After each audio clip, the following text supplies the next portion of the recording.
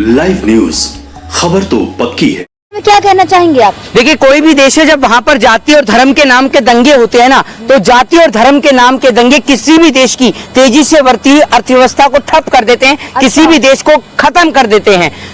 यही काम हुआ श्रीलंका के अंदर। श्रीलंका में आज से कुछ समय पहले तमिल और सिंगली के नाम का आपसी मतभेद था। वहां पर मुसलमानों को और क्रिश्चियनों को लगातार टारगेट किया जा रहा था, एक समुदाय को खुश करने के लिए। लेकिन आज श्रीलंका के अंदर की हालत ऐसी हो गई कि श्रीलंका के अंदर आपातकाल जैसी स्थिति घोषित हो गई है। आपातकाल लागू करना पड़ गया है। वहां के मौजूदा प्रधानमंत्री लापता हैं और मौजूदा सत्ता पक्ष के लोगों को लोग ढूंढ ढूंढ के मार रहे हैं। उसके पीछे सबसे बड़ा कारण यह है कि श्रीलंका में आज से कुछ टाइम पहले जो चीजें हिंदुस्तान में अब हो रही हैं, वो श्रीलंका में कुछ टाइम पहले, सुन लीजिए, आज से कुछ टाइम पहले श्रीलंका में हुआ करती थी। श्रीलंका में हिजाब का भी मामला हुआ करता था। श्रीलंका में जातीय मतभेद भी हुआ करता था, भाषाई मतभेद भी हुआ करता था। और वही काम यहाँ पर हिंदुस्तान में भी हो रहा है। यहाँ पर भी हिजाब का मुद्दा उठा, वही मुद्दा, सेम मुद्दा श्रीलंका में भी उठा। यहाँ पर भी हिंदू मुसलमान हो रहा है, मुसलमानों को लगातार टारगेट किया जा रहा है। वहां पर क्रिश्चियनों को, मुसलमानों को टारगेट किया जा रहा था। यहाँ पर भी आपने देखा होगा कि कई जगह पर जो है ईसाई की, जो है जीसस की, जो है वो मूर्ति को भी तोड़ा गया था इस देश के अंदर।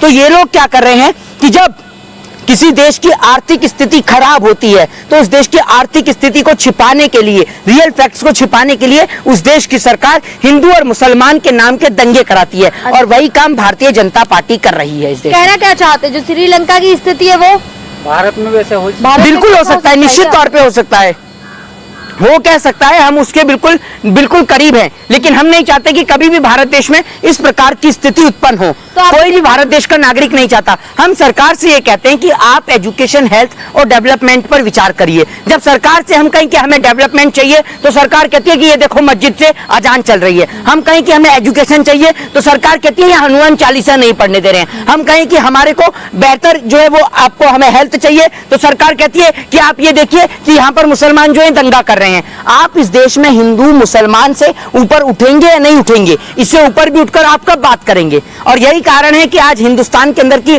आर्थिक स्थिति इतनी खराब है। अच्छा, मोहित जी, बीजेपी वाले ये कह रहे हैं कि वो भी जरूरी है, आर्थिक स्थिति भी जरूरी है और ये मंदिर मस्जिद भी जरूरी है। अरे आर्थिक स्थिति सर्वोपरि है।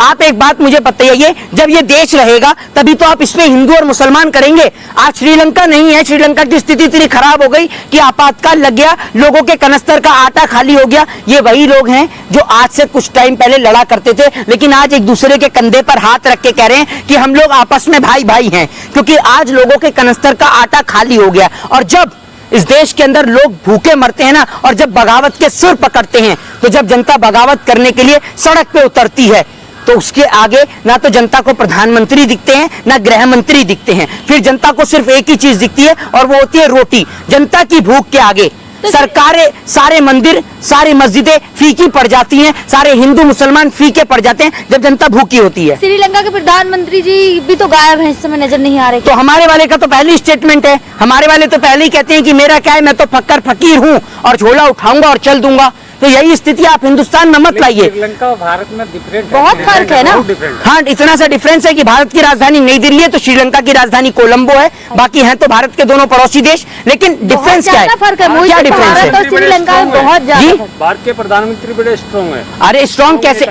अरे अगर स्ट्रॉन्ग है तो भारत देश का रुपया कैसे गिर रहा है, इस बात का जवाब दे दीजिए। आज भारत देश का रुपया डॉलर के मुताबिक दिन प्रतिदिन गिरता जा रहा है। और रुपया गिरने का मतलब क्या है? यानी भारतीय रुपये की जो वैल्यू है वो कम होती जा रही है। और जब रुपए की वैल्यू कम होती है तब देश में आर्थिक महामारी होती है, देश के अंदर महंगाई बढ़ती है। और यही हो रहा है। 1000 रुपए का सिलेंडर हो चुका है और प्रधानमंत्री जी कहते हैं उन्हें चाहिए आजादी।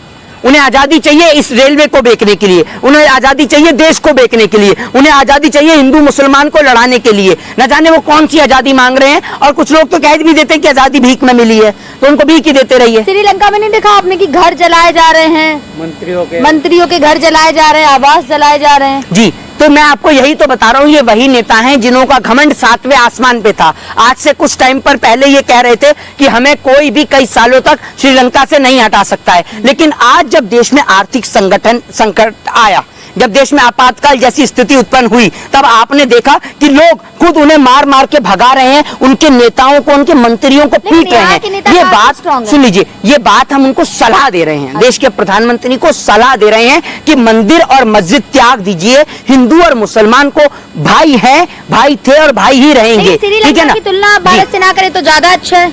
क्यों ना करें?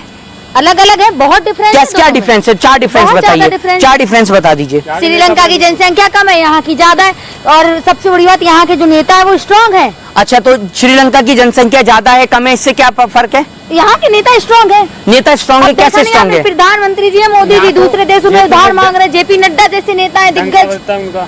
अरे तो सुन तो लीजिए, देख रहे हैं आपको कितने इंटेलिजेंट और कितने ताकतवर नेता है। ये राष्ट्रीय जोकर है भारतीय जनता पार्टी के नेता, इनको तो इंटरनेशनल जोकर साबित कर देना चाहिए। ये भारतीय जनता पार्टी के नेता जो पढ़े लिखे हैं नहीं, इनके पास एक ही मुद्दा है, रात को सपने में सोते हुए भी ये लोग यही तराशते हैं कि कल कौन सी मस्जिद के नीचे मंदिर तराशें। जब तक आप मंदिर और मस्जिद को किनारे रख एजुकेशन, हेल्थ और डेवलपमेंट नहीं लाएंगे, ये देश तरक्की नहीं कर सकता। सरकार जो है, सुन लीजिए, सरकार जो है वो भरोसा करती है, तो इस पॉलिसी में अगर आप सरकार से कहेंगे ना कि स्कूल बना दीजिए, तो सरकार स्कूल कभी नहीं बनाएगी, क्योंकि उसको पता है कि स्कूल से पैसा नहीं आएगा। लेकिन अगर आप कहें कि यहाँ मॉल बनना चाहिए, तो स्कूल की जमीन पे मॉल बना देगी, पता है, क्योंकि मॉल से पैसा आएगा। मुझे आपसे पूछना चाहूँ, आपको मंदिर या मस्जिद से कोई प्रॉब्लम है क्या?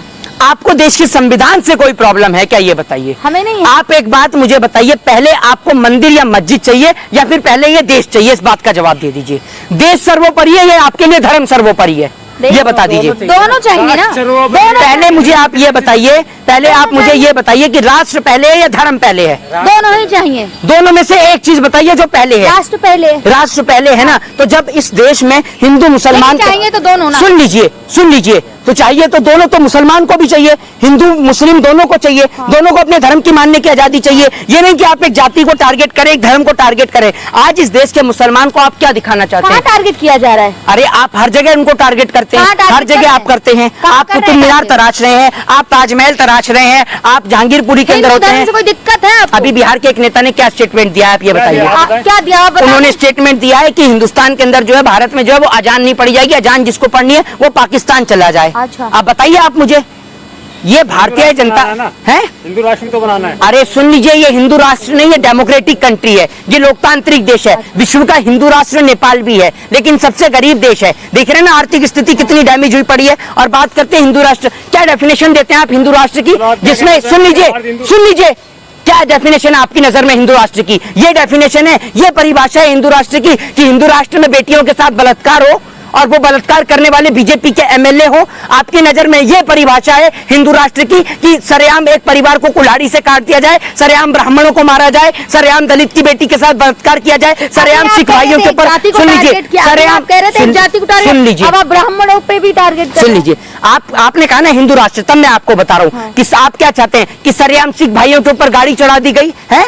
आप एक बात बताइए, किसानों को यहाँ पर, सिख भाइयों को यहाँ पर बैठना पड़ा, और आज आप कह रहे हैं कि क्या कहते हैं हिंदू राष्ट्र, हिंदू राष्ट्र। क्या परिभाषा है आपकी नजर में हिंदू राष्ट्र की? आपकी नजर में क्या है? मैं आपको बताता हूँ, हिंदू राष्ट्र की परिभाषा ये है कि हिंदू राष्ट्र नहीं, भारत देश, भारत देश, लोकतांत्रिक देश, डेमोक्रेटिक देश, संविधान से चलने वाला देश, अजान और आरती वाला देश, मंदिर की घंटी वाला देश और मस्जिद की अजान वाला देश। ये है परिभाषा हिंदुस्तान की, वसुदेव कुटुंबकम अतिथि देवो भव वाला देश। मोहित जी, जेपी नड्डा जी ने कहा कि हमसे बीजेपी से लड़ने के लिए कोई और पार्टी है तो कम से कम 50 साल लगेंगे। हाँ, क्योंकि आपने तो देश को बेच दिया है, और 50 साल कहाँ से लगेंगे? 50 साल तक आप हिंदुस्तान को छोड़ेंगे भी? ये बताइए ना, 50 साल तक अगर हिंदुस्तान बचेगा तभी तो कोई दूसरी पार्टी आएगी। आपने बीते 8 सालों में ही आधा हिंदुस्तान बेच दिया, जैसे आपके बाप को कोई दहेज में देकर भूल गया हो, तो बचे बाकी सालों में तो आप पूरा हिंदुस्तान बेच देंगे। और देश के पत्रकारों को जब समझ में आएगा, जब उनकी किडनियां तक बिक जाएंगी जनता की। राष्ट्र हित में कर रहे हो सारा काम। अरे तो राष्ट्र हित में पत्रकारों के कपड़े भी तो उतरवाए गए थे, वो भी राष्ट्र हित में थे क्या? बता दीजिए पत्रकार। अभी जो आप कमी हो मोहित जी, अभी जो श्रीलंका की बात कर रहे थे, बीजेपी यही कह रही कि श्रीलंका की हालत ना हो, इसलिए पेट्रोल डीजल पर रेट बढ़ रहा है। अरे पेट्रोल डीजल पर रेट बढ़ाने से, आप एक बात बताइए, आज देश की जनता के पास खाने को रोटी नहीं है, वो भूख से मर रही है। आपने पेट्रोल डीजल के दाम बढ़ा दिए। लोगों को सिर्फ यही लगता है कि पेट्रोल और डीजल का इस्तेमाल सिर्फ जो गाड़ियां चलाते हैं वही लोग करते हैं, और जिन पे गाड़ियां हैं वो पेट्रोल और डीजल डलवा सकते हैं। लोगों की नजर में यही राय है। लेकिन मैं आपको सुन लीजिए बाबा रामदेव, सुन लीजिए, बिजनेसमैन रामदेव को अपने घर में रखिएगा, उसको जाके सुनिएगा। उसके योगासन से, प्राणायाम से ये देश नहीं चलता। ये देश संविधान से चलता है। वो कोई इकोनॉमिक्स नहीं है, ठीक है ना, कोई इकोनॉमिक्स का पढ़ा हुआ नहीं है। वो जो चार वो आसन बैठ के यूं करके क्या सुन लिया आप, उसको लेकर 24 घंटे बैठ जाती है। जहां पेट्रोल डीजल की बात हो वहां बिजनेसमैन रामदेव।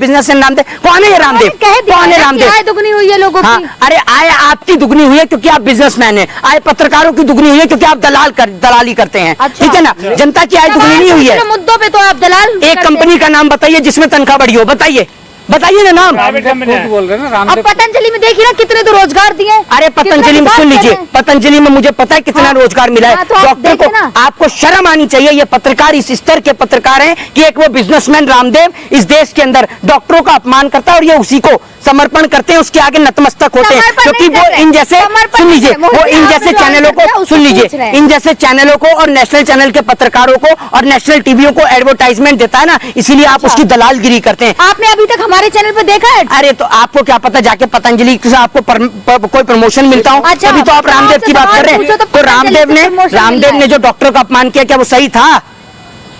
सवाल पूछो मुद्दों पे तो आप बात श्रीलंका करें। के हालत है भयावह है कि जी। भारत में पॉसिबल है कि ऐसा हो सकता है? बिल्कुल निश्चित तौर पर हो सकता है। और प्रधानमंत्री नरेंद्र मोदी जैसे नेता जो टेलीप्रॉम्प्टर में देखकर बोलते हैं, प्रधानमंत्री नरेंद्र मोदी जैसे नेता जो हिंदू मुसलमान पर चुप और मौन रहते हैं, देश में आंतरिक गृह कलेश जैसी स्थिति बन चुकी है, आंतरिक गृह युद्ध जैसी स्थिति उत्पन्न हो रही है। लेकिन प्रधानमंत्री नरेंद्र मोदी जी का एक ही काम है और वो ये है कि नए नए विमान लेकर देश से लापता हो जाना, विमानों में दिन प्रतिदिन की यात्रा करना, यही इनका काम है। लाखों करोड़ों रुपया खर्च करना। ये एएनआई की रिपोर्ट भी है, बल्कि एएनआई ने भी इसको छापा था। देख लीजिए आप, एक देश है डेनमार्क जिसकी राजधानी है कोपेनहेगन, ठीक है ना। तो प्रधानमंत्री नरेंद्र मोदी जी डेनमार्क के, जो आप देख लीजिए डेनमार्क के जो प्रधानमंत्री हैं, उन्होंने एक मीटिंग 2 बार प्रधानमंत्री से मुलाकात करी और एक ही दिन में। तो उन्होंने एक ही जैसे कपड़े पहने रखे, जबकि ये एक विकसित देश है, विकासशील देश की श्रेणी में नहीं आता। विकसित देश है, डेवलपमेंट देश है, ठीक है, डेवलपिंग देश है, ठीक है। अब सुन लीजिए, और हमारे वाला दिन में 4 बार, अरे क्यों नहीं